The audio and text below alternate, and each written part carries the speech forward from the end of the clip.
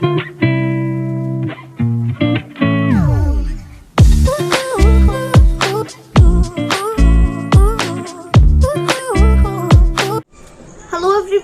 To my YouTube channel. I am Varisha और आज हम पढ़ने वाले हैं factors that have enabled globalisation का पार्ट 2 या फिर सब टॉपिक 2। ठीक है, तो सब पिछले वाली वीडियो में हमने क्या पढ़ा था? हमने पढ़ा था कौन कौन से फैक्टर्स होते हैं जिन्होंने ग्लोबलाइजेशन को अनेबल किया। पहला फैक्टर था टेक्नोलॉजी, दूसरा फैक्टर था लिबरलाइजेशन। टेक्नोलॉजी वाला पार्ट हमने उस वीडियो में कवर कर लिया था और आज हम पढ़ने वाले हैं दूसरा part that is liberalisation of foreign trade and foreign investment. इस वाले वीडियो में शुरू करते हैं। अब यहाँ पर लिबरलाइजेशन और ट्रेड बैरियर को समझने के लिए हम एक एग्जांपल से समझने वाले हैं कि liberalisation of foreign trade and foreign investment क्या होता है। राइट, सो एग्जांपल है चाइनीज टॉयज इन इंडिया। ठीक है, तो हमने चाइनीज टॉयज उस वाले टॉपिक में पढ़े थे कि चाइनीज टॉयज जो है इंडिया में आ गए थे। ठीक है, फिर उन्होंने एक तरह से जो हमारे इंडियन टॉयज थे उनकी सप्लाई कम कर दी थी क्योंकि वो जो है सस्ते थे और हमारे इंडियन टॉयज महंगे थे। ठीक है, तो बहुत ज्यादा कंपटीशन हो गया था और अधिकतर जो हमारे इंडिया के कंज्यूमर्स थे वो चाइनीज टॉयज को ही खरीदते थे क्योंकि वो सस्ते हुआ करते थे, उनमें थोड़ी हायर क्वालिटी थी और ज्यादा दिनों तक चल जाते थे, उनकी ड्यूरेबिलिटी भी थी। ठीक है, तो इसीलिए लोग जो क्या करते थे चाइनीज टॉयज को खरीदना पसंद करते थे। राइट, तो हम उन्हीं चाइनीज टॉयज का यहाँ पर एग्जाम्पल लेने वाले हैं। Suppose the Indian government puts a tax on import of toys, what would happen? ठीक है, अब वो जो चाइनीज टॉयज हमारे इंडिया में इम्पोर्ट होकर ही तो आ रहे हैं, हमारे इंडिया में मैन्युफैक्चर तो नहीं हुए हो क्योंकि वो चाइनीज प्रोडक्ट है। ठीक है, तो वो हमारे इंडिया में जब इम्पोर्ट होकर आ रहा है तो सपोज करो कि हमारी जो इंडियन गवर्नमेंट है, चाइनीज गवर्नमेंट नहीं, जो हमारी इंडियन गवर्नमेंट है, समझ लो उसने टैक्स जो है उस पर लगा दिया उसके इम्पोर्ट पर, तो क्या होगा उसका जो मतलब एक तरह से जितने में वो बिकेगा आगे जाकर वो महंगा होगा। राइट, तो मतलब हम जैसे कंज्यूमर समझ लो अगर एक चाइनीज टॉय 100 रुपए में खरीदते थे, उस पर एक तरह से 20 रुपए का टैक्स लग गया। ठीक है, तो हमें उतने का ये वो मिलेगा 120-130 रुपए का। ठीक है, तो इसीलिए मतलब जब एक तरह से इम्पोर्ट पर टैक्स लग जाएगा तो वो चीज जो है महंगी हो जाएगी। Right, so those who wish to import these toys would have to pay tax on this. अब जो भी इंसानी मतलब जो भी ऑर्गेनाइजेशन हमारे इंडिया में, फिर जो भी लोग जो है इन टॉयज को इम्पोर्ट करना चाहेंगे, मतलब जो लोग अभी भी चाइनीज टॉयज को खरीदना चाहेंगे, जो लोग इम्पोर्ट करना चाहेंगे चाइनीज टॉयज को, उन्हें उस पर एक भारी भरकम इम्पोर्ट का टैक्स देना पड़ेगा। Right, because of the tax buyers will have to pay a higher price on imported toys. और टैक्स की वजह से जो बायर्स है, जो हम जैसे कंज्यूमर्स खरीदने वाले हैं इंडियन, ठीक है, उन्हें जो है उस पर टैक्स की वजह से इम्पोर्टेड टॉयज पर हायर प्राइस देना पड़ेगा क्योंकि गवर्नमेंट ऐसा थोड़ा है कि भाई एक तरह से टैक्स हमने लगाया है तो हम ही इम्पोर्ट के पैसे, इम्पोर्ट का जितना भी टैक्स वगैरह है वो हम ही भरेंगे। नहीं, अगर गवर्नमेंट ने टैक्स लगाया है तो वो हम जैसे कंज्यूमर्स को, जो उसे मतलब इम्पोर्ट करवा रहे हैं ना टॉयज को, हम जैसे कंज्यूमर्स को उसका टैक्स भी भरना पड़ेगा। ठीक है, तो गवर्नमेंट नहीं भरने वाली, तो जितना पैसा उसके टैक्स में लगाया उतने पैसे हमारे एडिशनल चार्जेस में मतलब लग जाएगा। अगर पहले वो टॉय 100 रुपए का मिलता था तो वो 120 रुपए का मिलेगा और उस पर 20 रुपए का टैक्स लगाया तो हमें तो वो टैक्स भरेंगे। ठीक है, तो जो हम उस टॉय को खरीदना चाहते हैं उसे उसके साथ जो है इम्पोर्ट का टैक्स भी देना पड़ेगा। Chinese toys will no longer be as cheap in the Indian markets and imports from China will automatically reduce। ठीक है, अब समझ लो हमारे इंडिया में 110 रुपए का खिलौना बिक रहा है। ठीक है, तो अब जो इम्पोर्ट है यानी कि जो मतलब सामान आ रहा है चाइनीज टॉय जो है महंगा हो जाएगा ऑटोमेटिकली। हमारा इंडियन टॉय 110 रुपए का है और उनका इम्पोर्ट का टैक्स वगैरह लगता है 120 रुपए का हो रहा है। ठीक है, तो हमारा जो इंडियन टॉय है वो क्या है, सस्ता पड़ रहा है और उनका चाइनीज टॉयज महंगा है, तो लोग अब कौन सा खिलौना जो है खरीदना पसंद करेंगे? चाइनीज टॉयज तो बिल्कुल नहीं खरीदेंगे। राइट, तो क्या खरीदेंगे? इंडियन टॉयज को खरीदेंगे। ठीक है, तो China will automatically reduce imports from China. ठीक है, तो जो इम्पोर्ट्स हैं चाइना के वो ऑटोमेटिकली कम हो जाएंगे जब लोग खरीदना ही पसंद नहीं करेंगे चाइनीज टॉयज को, तो जो चाइना के टॉयज हैं वहां से इम्पोर्ट होना बहुत ज्यादा कम हो जाएंगे। ठीक है, Indian toy makers will prosper, और वहाँ पर क्या होगा, जो इंडियन टॉय मेकर्स है, जो हमारे इंडिया के खिलौने मेकर्स हैं, जो इंडिया में खिलौने बनाते हैं, उनके खिलौने ज्यादा बिकेंगे तो वो प्रॉस्पर करेंगे, फलेंगे फूलेंगे। ठीक है, tax on imports is an example of trade barrier. और ये जो हमने इम्पोर्ट्स पर टैक्स देखा, जब कोई चीज इम्पोर्ट हो रही है हमारी कंट्री में और उस पर गवर्नमेंट टैक्स लगा देती है जिससे कि वो महंगी हो जाए और हमारी इंडियन प्रोडक्ट ज्यादा दिन तक चले, ज्यादा सस्ता हो। ठीक है, तो उसको हम बोलते हैं ट्रेड बैरियर, क्योंकि एक ट्रेड में, एक्सपोर्ट में, इम्पोर्ट में बैरियर आ रहा है। ठीक है, तो हम इसको ट्रेड बैरियर बोलते हैं। क्या है ये कि जब कोई भी चीज हम इम्पोर्ट करते हैं और हमारी गवर्नमेंट जिस कंट्री में वो इम्पोर्ट हो रहा है वो उस पर टैक्स लगा देती है जिससे कि हमारी इंडिया की जो टॉयज है, इंडिया का जो प्रोडक्ट है वो आगे चले और वो जो इम्पोर्ट होकर आ रहा है वो महंगा हो जाए। ठीक है, तो हमारी इंडियन इकोनॉमी बढ़ेगी। ठीक है, तो उसको बोल देते हैं ट्रेड बैरियर, जिसमें क्या होता है कि इम्पोर्ट पर, जिस कंट्री में इम्पोर्ट हो रहा है उस पर टैक्स लग जाता है। ठीक है, now governments can use trade barrier to increase और डिक्रीज और regulate foreign trade and to decide what kind of goods and how much of each should come into the country. अब जो हमारी इंडियन गवर्नमेंट है वो trade barriers use कर सकती है कम करने के लिए मतलब इम्पोर्ट्स को, ज्यादा करने के लिए इम्पोर्ट्स को, और उनको एक तरह से रेगुलेट करने के लिए। अगर हमारी इंडियन गवर्नमेंट को ऐसा लग रहा है कि हमारे यहाँ के प्रोडक्ट्स ज्यादा नहीं बिक रहे हैं, तो वो जो इम्पोर्ट आ रही है उस पर ट्रेड का बैरियर लगा सकती है, रिस्ट्रिक्शंस लगा सकती है, कुछ टैक्स लगा सकती है इम्पोर्ट पर, जिससे वो सामान महंगा हो जाए और हमारे इंडियन का प्रोडक्ट चले। ठीक है, तो हमारे इंडिया का प्रोडक्ट चलाने के लिए जब कभी हमारी इंडियन मार्केट नीचे गिर रही है, ठीक है, तो उस टाइम पर क्या करती है गवर्नमेंट, कुछ टैक्स लगा देती है इम्पोर्ट पर, जिससे जो इम्पोर्ट वाला सामान प्रोडक्ट बाहर से आ रहा है दूसरी कंट्री में, वो महंगा हो जाता है और हमारे इंडिया का प्रोडक्ट सस्ता हो जाता है ऑटोमेटिकली। ठीक है, तो वो ज्यादा बिकता है।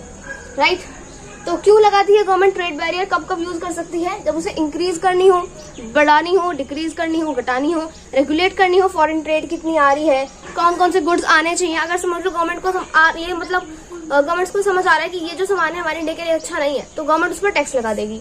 हाउ मच ऑफ ईच, कितना आना चाहिए, ठीक है, should government to the country. तो इन सबको देखते स्वाते, मतलब इन सबको देखकर जो गवर्नमेंट है क्या कर सकती है, टैक्स लगा सकती है इम्पोर्ट पर।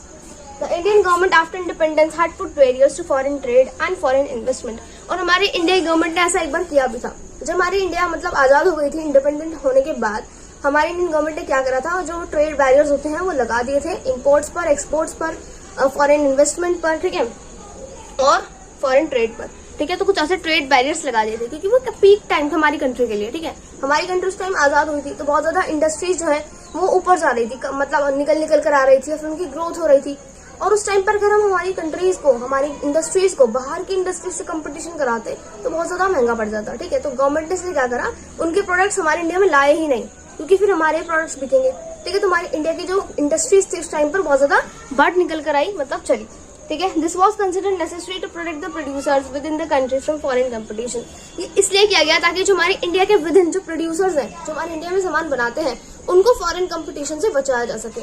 Right, industries were just coming up in the 1950s and 1960s and competition from imports at that stage would not have allowed these industries to come up। अब क्या हुआ 1950s में और 1960s में आफ्टर इंडिपेंडेंस क्या होता है कि हमारी जो इंडस्ट्रीज थी वो कम अप यानी कि ग्रोथ पर थी, उस टाइम उनका पीक टाइम जैसे मैंने बताया, और वो निकल कर आई थी, या फिर कैसे कह सकते हो बहुत ज्यादा बढ़ रही थी।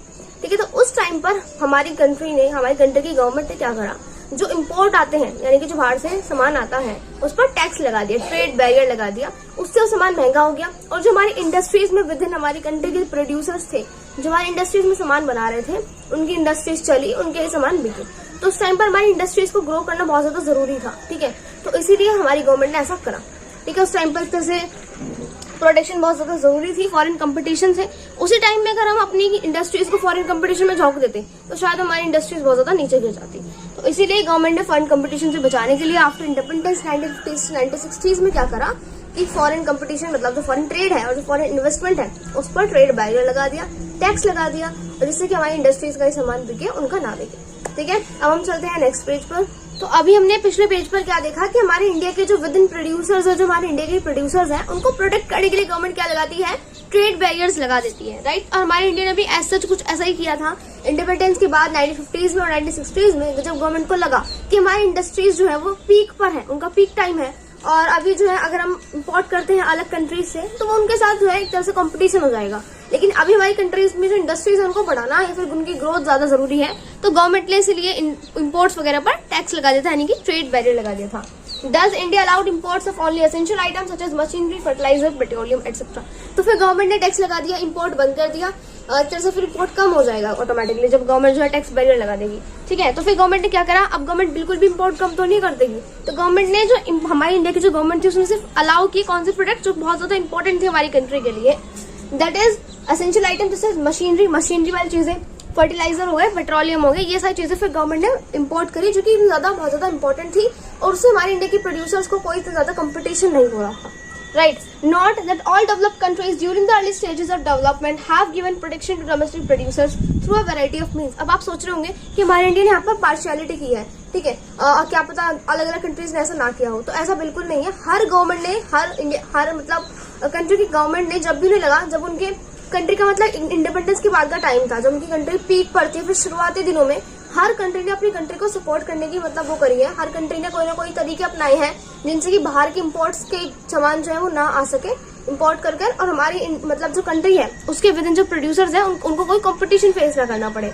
तो हर कंट्री ने ऐसा किया था। सिर्फ हमारी कंट्री ने सिर्फ जो है ट्रेड बैरियर हटाने दिए थे, मतलब लगा दिए थे, सिर्फ हमारी कंट्री ने ऐसा नहीं किया था कि इम्पोर्ट जो है उस पर टैक्स लगा दिया था, हर कंट्री ने ऐसा किया था अपने प्रोड्यूसर्स को बचाने के लिए, right. So all developed countries, हर डेवलप कंट्री ने during the early stages of their development, जब उनकी अर्ली स्टेजेस से डेवलपमेंट की, जैसे हमारी थी उस टाइम पर इंडिपेंडेंस के बाद हमारा पीक टाइम था, उस टाइम हम ग्रो कर सकते थे, ठीक है। Have given protection to domestic producer. Domestic producers क्या होते हैं? डोमेस्टिक प्रोड्यूसर वो प्रोड्यूसर होता है जो कंट्री के विद इन ही होते हैं, उसी कंट्री के प्रोड्यूसर्स, ठीक है। तो उन्हें प्रोटेक्शन दिया था, कैसे? Through a variety of means, बहुत सारे तरीकों से। जैसे हमने इंपोर्ट पर टैक्स लगा दिया, उन्होंने भी ऐसे बहुत सारे तरीके अपनाए थे जिनसे कि उनकी कंट्री का डेवलपमेंट हुआ, उनकी कंट्री को उनके कंट्री के प्रोड्यूसर्स को कोई कंपटीशन बाहर की कंट्री से फेस ना करना पड़ा, राइट। अब देखते हैं हम 1991, ठीक है। सम फार रीचिंग पॉलिसीज। अब 1991 हमारे देश में एक ऐसा साल है उसमें बहुत ज्यादा पॉलिसीज आई और बहुत हद तक बड़ी बड़ी पॉलिसीज आई हमारी इंडियन गवर्नमेंट ने जो बनाई। The government decided that time had come for Indian producers to compete with producers around the globe. अब हमारी गवर्नमेंट ने सोचा कि यही टाइम है, ठीक है। तो पहले तुमने क्या करा, हमारे इंडिया के प्रोड्यूसर्स को बचा लिया, ट्रेड बैरियर लगाकर, टैक्स लगाकर, ठीक है। तो हमारे इंडिया के प्रोड्यूसर्स के जो सामान है उनके ही बिकेंगे। अब हमारी गवर्नमेंट को कहीं ना कहीं लगने लगा कि अब तक तो हमने ऐसा कर लिया, बाहर के जो प्रोड्यूसर्स हैं वो तो बहुत ज्यादा सामान बना रहे हैं, ये अभी भी बहुत ज्यादा कम बना रहे हैं, तो उन्हें कंपटीशन में लाना पड़ेगा, ट्रेड बैरियर हटाने पड़ेंगे, राइट। तो 1991 एज सच वही ईयर था जहाँ पर गवर्नमेंट ने क्या करा, इंडियन गवर्नमेंट ने, हमारी जो मतलब गवर्नमेंट ने क्या करा कि टाइम आ चुका है इंडियन प्रोड्यूसर को कम्पीट कराने का, कंपटीशन कराने का, जो बाहर के प्रोड्यूसर्स हैं अराउंड द ग्लोब उनसे। अब कैसे कराएंगे कंपटीशन? जो ट्रेड बैरियर लगाया है उसको हटाएंगे, ऑब्वियसली टैक्स हटा देंगे इम्पोर्ट्स पर से, right. It felt that competition would improve the performance of producers within the country since they would have to improve their quality.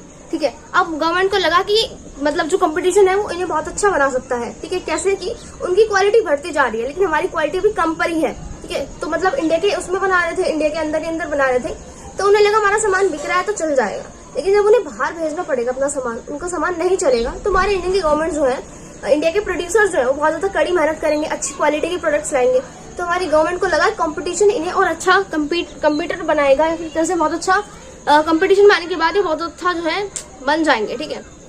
So since they would have to improve their quality, क्योंकि उन्हें अच्छी अपनी quality करनी पड़ेगी जब उन्हें लगेगा कि बाहर के प्रोड्यूसर्स तो बहुत अच्छा क्वालिटी का सामान बना रहे हैं। The decision was supported by powerful international organisation, और हमारी गवर्नमेंट ने ये डिसीजन लिया कि हम ट्रेड बैरियर्स हटा देंगे, इम्पोर्ट पर से टैक्स हटा देंगे, और यही जो सारे डिसीजन थे ये बहुत ज्यादा जो इंटरनेशनल ऑर्गेनाइजेशन होती है, पावरफुल इंटरनेशनल ऑर्गेनाइजेशन, उन्होंने भी हमारी इंडिया की गवर्नमेंट के डिसीजन को सपोर्ट किया, right. Thus barriers on foreign trade and investment were removed to a large extent.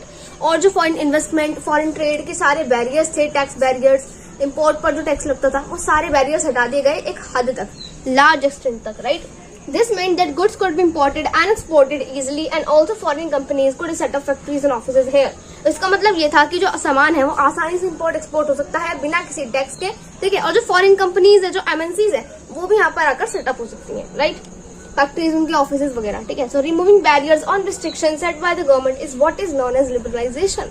और यही तो हमारा टॉपिक है। जब हम लिबरलाइजेशन पढ़ रहे हैं उसका मतलब क्या है, जो हम टैक्स हटा देते हैं फॉरेन ट्रेड पर से, फॉरेन इन्वेस्टमेंट पर से, जो बैरियर्स हैं, ट्रेड बैरियर्स को हटा देना ही हम लिबरलाइजेशन कहते हैं। इसको याद रखने की ट्रिक बताती हूँ। लिबरल मतलब क्या होता है? फ्री, ठीक है। लिबरलाइजेशन यानी कि आजादी, ठीक है। तो जब हम ट्रेड बैरियर हटा देते हैं तो जो बाहर की कंट्रीज है उन्हें आजादी मिल जाएगी ना, वो अपने अलग अलग जो अपने प्रोडक्ट्स हैं उनको अलग अलग कंट्रीज में इंपोर्ट कर पाएंगे, मतलब एक्सपोर्ट कर पाएंगे, और हम इंपोर्ट कर पाएंगे, ठीक है। तो उन्हें आजादी मिल जाएगी। तो बहुत सारी कंट्रीज जो है मतलब उनका ट्रेड का बैरियर हट जाएगा। जब कोई बैरियर हट जाता है तो हम फ्री हो जाते हैं ना, फ्रीडम, ठीक है। तो उसको लिबरल वर्ड कहते हैं। सो ये हो जाता है liberalisation, right. So removing barriers on restriction, जो भी रिस्ट्रिक्शन, जो ट्रेड बैरियर है, एक तरह से फॉरेन इन्वेस्टमेंट पर बैरियर है, जितने बैरियर्स हैं उनको हटा देना, ट्रेड बैरियर्स को रिमूव कर देना, सेट बाय द गवर्नमेंट, जो गवर्नमेंट ने सेट किए थे, is what is known as liberalisation, right. With liberalisation of trade, businesses are allowed to make decisions freely about what they wish to import or export, ठीक है। और trade के liberalisation से, यानी कि जब ट्रेड में एक्सपोर्ट इम्पोर्ट का जो मतलब एक तरह से टैक्स वगैरह था वो हट गया, उसके बाद जो बिजनेसेस हैं, जो बिजनेसमैन है, वो अच्छे से डिसीजन बना सकते हैं कि उन्हें किस कंट्री में एक्सपोर्ट करना है, कितना एक्सपोर्ट करना है। अब उन्हें कोई टैक्स नहीं लग रहा है, वो अच्छे से कैलकुलेट कर सकते हैं, राइट। तो उनके लिए बहुत ज्यादा ईजी बन जाता है। The government imposes much less restrictions there than before and is therefore said to be more liberal. और गवर्नमेंट जो है पहले जितने रिस्ट्रिक्शंस लगाया करती थी उससे बहुत ज्यादा कम हद तक रिस्ट्रिक्शंस लगा देती है, इसीलिए हम इस गवर्नमेंट को लिबरल बोलते हैं। लिबरल गवर्नमेंट यानी कि फ्री और फिर आजादी वाली गवर्नमेंट, जो हमें लिबरल फ्रीडम दिला देती है, वो सब, ठीक है। तो यहाँ पर हमारा topic factors that have enabled globalisation खत्म होता है। इसमें हमने 2 पार्ट्स पढ़े, टेक्नोलॉजी और लिबरलाइजेशन। टेक्नोलॉजी वाला पार्ट हमने पिछले वाले वीडियो में कवर किया था और लिबरलाइजेशन वाला पार्ट हमने आज की वीडियो में कंप्लीट किया, राइट। तो इसमें हमने क्या पढ़ा कि लिबरलाइजेशन क्या होती है, जो हम ट्रेड बैरियर्स जो होते हैं, ट्रेड टैक्स बैरियर्स हटा देते हैं अपनी कंट्रीज के मतलब इम्पोर्ट्स वगैरह पर। उससे बहुत ज्यादा ऑर्गेनाइजेशन भी सपोर्ट करती हैं, बिजनेसेस वगैरह भी सपोर्ट करते हैं।